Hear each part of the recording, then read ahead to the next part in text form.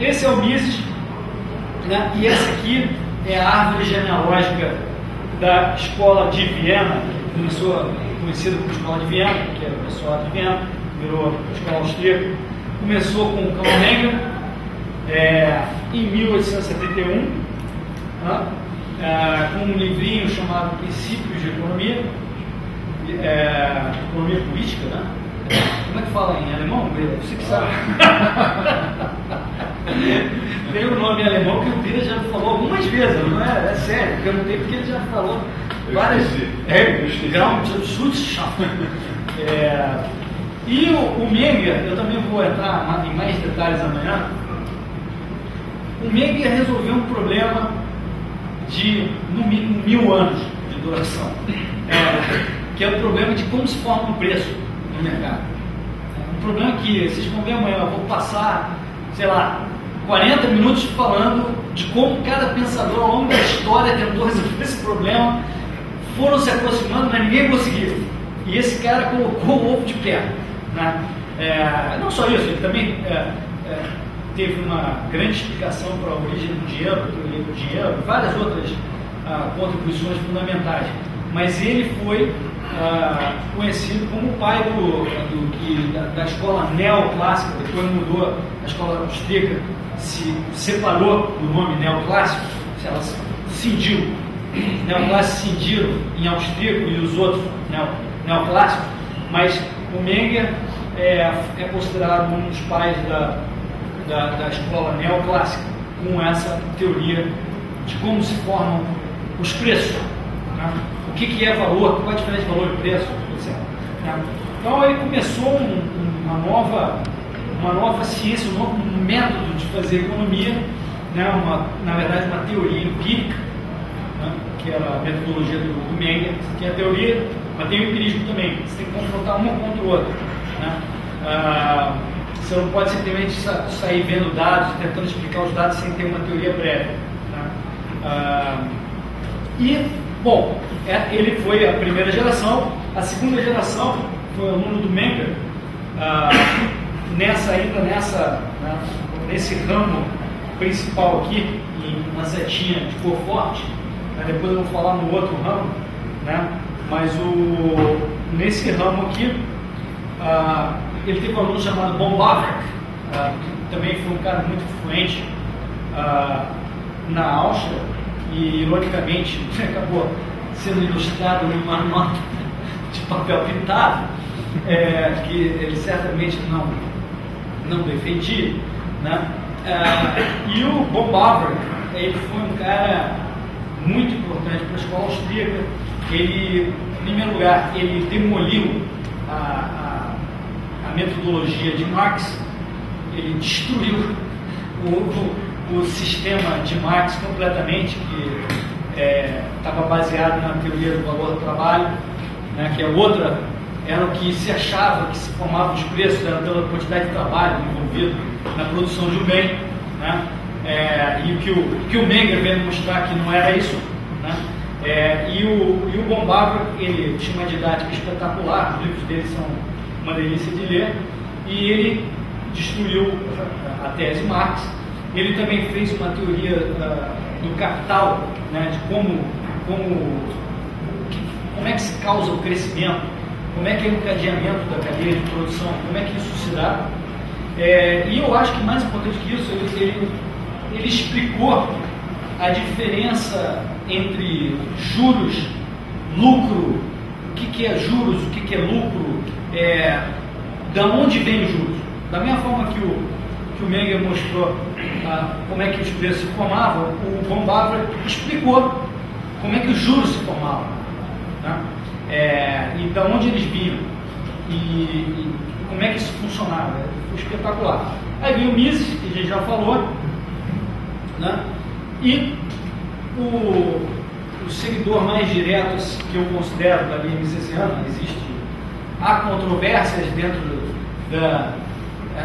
do pessoal liberal que querem dizer que o Mises, que o outro seguidor do que o Mises falava, que o Mises não falava nada disso que o Instituto Mises diz que ele falava, mas na minha opinião, né, o seguidor mais fiel do Mises era o Rothbard, e hoje tem uma multitude de seguidores fazendo trabalhos fenomenais nessa linha aqui. E o Menger também teve um outro aluno dele, que foi o Wieser,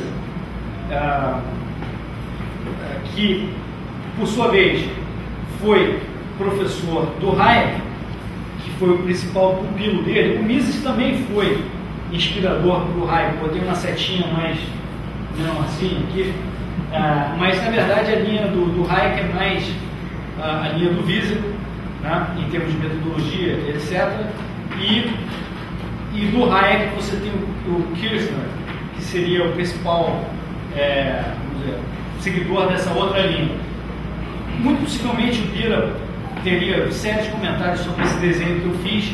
Essa é a minha leitura sobre quais são as duas principais linhas da escola austríaca, né?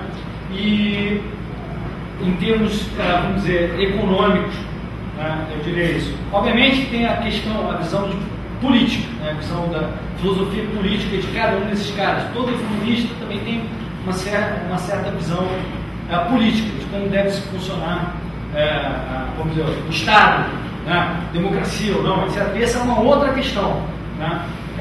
Aqui vocês vão ter caras que não ligam nada para isso, sei lá, o Kirchner, eu acho que não está ligando para esse negócio, não quer entrar na filosofia política, mas o Hayek foi o cara que mais entrou nisso, na minha opinião, né? Ele tentou uma terceira via aí, de juntar, que era conhecido como laissez-faire, que era mais a linha do Mises, com, né, os outros caras que estavam aí, o Friedman e outros, né, para tentar fazer uma coisa mais prática, né? Como é que você vai falar de laissez-faire quando tem a opção de gente morrendo nas ruas, né? Então o Hayek tentou uma solução mais pragmática, né, também. Isso é uma outra questão que vocês vão ver mais para frente, né? Mas essa linha que eu acho mais fiel à filosofia laissez-faire, claro que com mudanças, que é essa linha central aqui, essa linha da setinha forte, ela chega a ter sérias críticas ao sistema político, o monopólio do Estado no sistema político.